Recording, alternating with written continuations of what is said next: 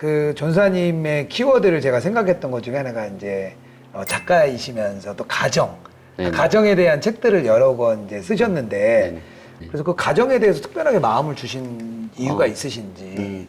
제가 그 책은 많이 냈거든요. 제가 거의 10권 가까이 낸 것 같아요. 그런데 그 책들이 전부 다 제가 사실 원해서 쓴 건 아니에요. 어떻게 보면 설득당한 거죠. 근데 가정에 대한 책들도 똑같이 저 스스로에게 그 설득당한 것 같아요.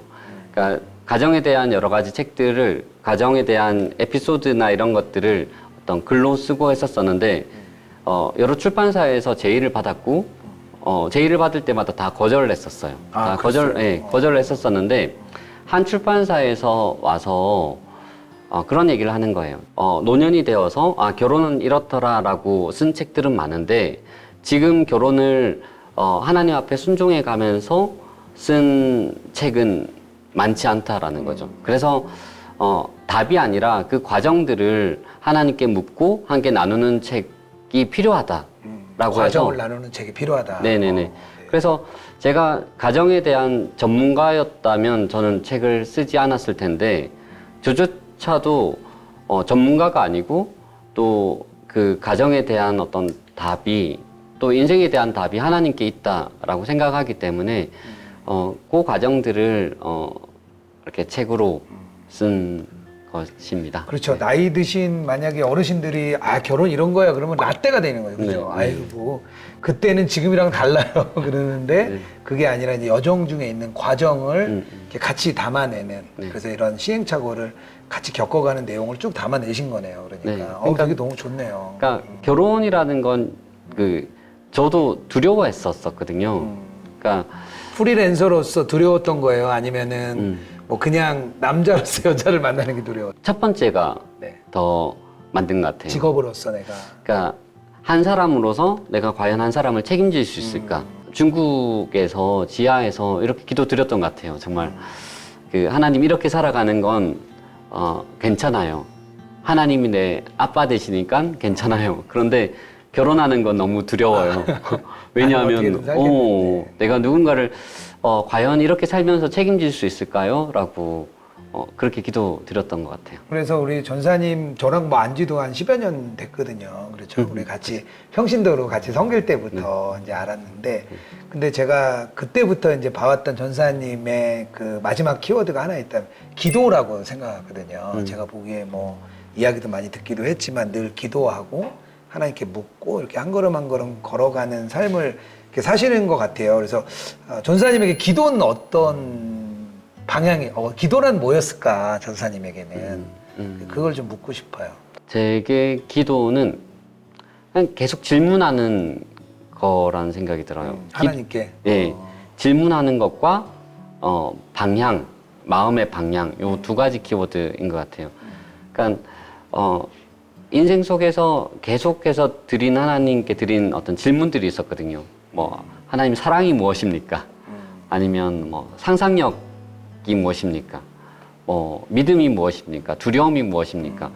이런 하나님께 드리는 되게 많은 여러 가지 질문에 대해서 하나님이 어떤 캡슐처럼 딱 답을 주시는 게 아니라 밴딩머신처럼 그렇게 주시는 것이 아니라 오즈의 마법사인가요?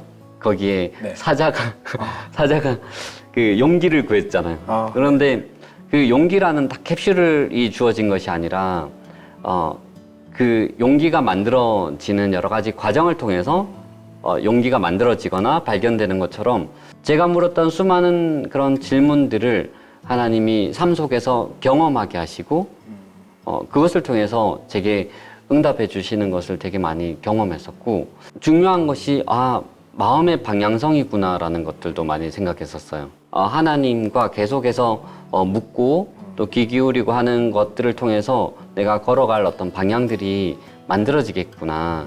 그래서 지금 나한테 무언가 응답되고 응답되지 않고가 중요한 것이 아니라 내가 걸어가는 방향이 어떤가를 묻는 것이 더 중요하겠다. 뭐 이런 것들이 저한테는 기도는 결국에는 전사님에게 이렇게 가는 방향을 주님과 계속 맞추는 네네. 그런 시간이었네요. 네.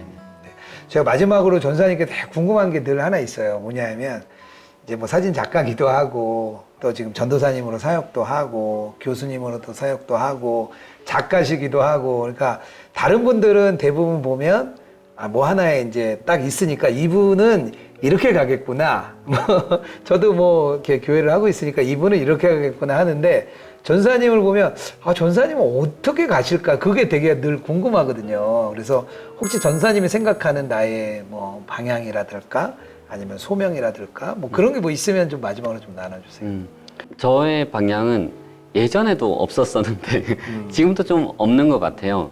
그러니까 어디로 걸어가게 될지 저도 잘 모르겠고 그런데 제가 항상 그때마다 기억하는 게 하나님은 어떤 분이시지? 하나님은 선하신 분이시고 또 하나님은 어떤 분이시지? 하나님은 계획을 가지고 계신 분이시고 뭐 나를 향한 우리를 향한 계획을 가지고 계시고 그렇다면은 내가 그 계획 가운데 걸어가는 것이 중요하겠다라는 생각 때문에 언젠간 저한테 누군가가 질문했었어요.